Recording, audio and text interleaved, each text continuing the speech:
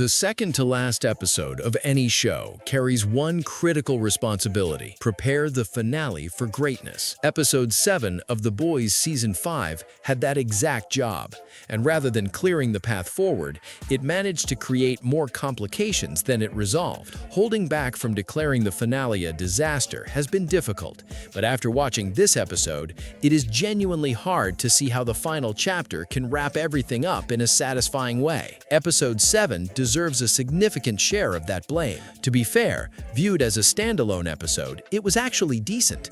The problem is its placement. Being the penultimate episode, it needed to do far more heavy lifting than it did. The cliffhanger issue has been a recurring headache throughout this season, yet the writers repeated the same mistake here. Homelander receives V1, becomes immune to the virus, and supposedly reaches an entirely new level of power, and then the very next episode completely deflates those stakes and returns everything to a comfortable baseline. Homelander had super hearing, and every one of his enemies gathered nearby, yet none of that tension was carried forward. The show desperately needed momentum heading into its conclusion, and instead, it hit the reset button once again. Ideally, episodes 7 and 8 would have functioned as one extended 2-hour finale, with this episode serving as the midpoint rather than a standalone hour. That structure could have given Frenchie's sacrifice real weight and established a darker tone for everything that followed. Instead, Homelander's immortality was barely examined, and he never truly felt more dangerous after receiving V1 than he did before it. The most significant developments keep happening somewhere the audience cannot see, and that remains one of this season's most persistent failures. Regarding Frenchie's death, the character himself has been a genuinely enjoyable presence across multiple seasons, charming and entertaining whenever on screen. However, his death felt less like a meaningful story moment and more like an obligation, something placed there simply so the season had a notable loss before the finale arrived. The idea of killing Frenchie is not the problem. The problem is the timing. Had it occurred much earlier in the season, it could have genuinely shifted the atmosphere of the show and created real internal conflict within the group, rather than resorting to the lazy, spore-induced chaos from episode 4. His death was also telegraphed so heavily that by the time it happened, the emotional impact was softened considerably. The moment he started describing a future with Kimiko, every viewer already knew exactly what was coming. There was also a missed opportunity with Homelander's upgraded abilities. Imagine if V1 had allowed him to see straight through Zinc, casually dismantling one of the few defenses the boys believed they could rely on.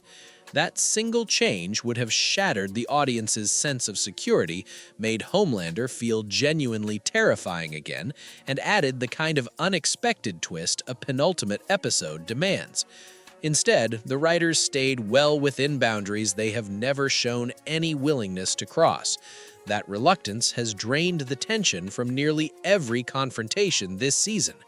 Back in the earlier seasons, watching the boys face a powerful Soup was genuinely nerve-wracking because anything felt possible. That feeling has been almost entirely absent in Season 5. Soldier Boy's conclusion was arguably the most disappointing element of the entire episode. After consuming a substantial portion of the season's runtime, his storyline ended with him being quietly choked unconscious and returned to the cryo chamber, not because it served the narrative, but transparently because the writers needed to preserve him for the Boys Mexico spin-off and Vought Rising. His exit line, essentially amounting to "You're strange, I'm leaving," was remarkably thin for a character who occupied so much space this season.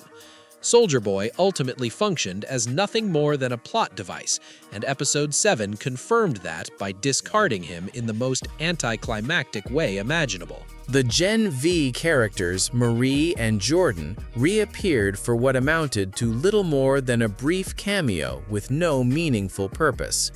Even more frustrating was the implied retcon of Marie's abilities, essentially telling the audience that everything built around her in Gen V Season 2 was not as significant as it seemed. Using spin-off characters to defeat the main villain would indeed have been a poor creative choice, but that does not excuse the fact that they were given nothing worthwhile to do. Bringing them in earlier in the season and giving them a genuine role in the larger conflict would have honored the connected storytelling the show has always promoted. The Deep remains a source of frustration for entirely different reasons. As one of the original characters and the only remaining member of the Seven still standing alongside Homelander, he has been almost completely disconnected from the season's central conflict. Every scene he shared with Homelander this year could have been cut without altering the plot in any meaningful way.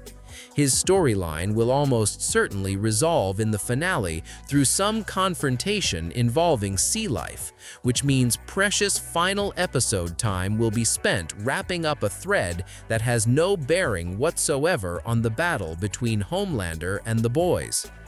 Ashley faces the same criticism.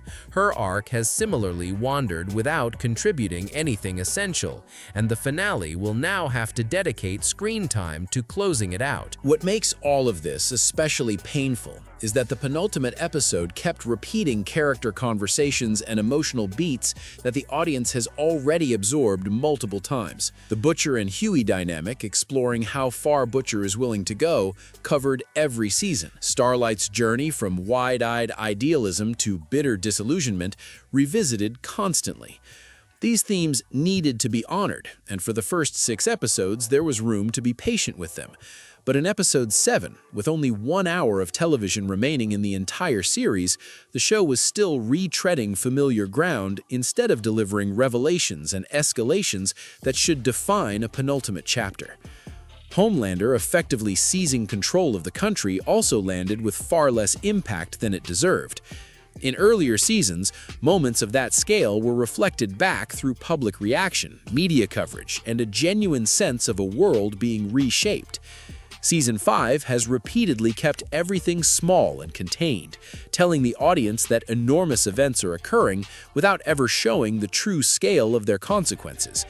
7 episodes in, Homelander has spent the majority of the season inside buildings, largely hidden from the public he is supposedly controlling.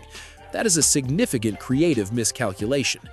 The finale now inherits an overwhelming number of unresolved threads, character arcs, and conflicts, all of which need meaningful conclusions within a single episode. Episode 7 had the opportunity to begin that process, and instead spent time on comedy that felt misplaced and scenes that added very little.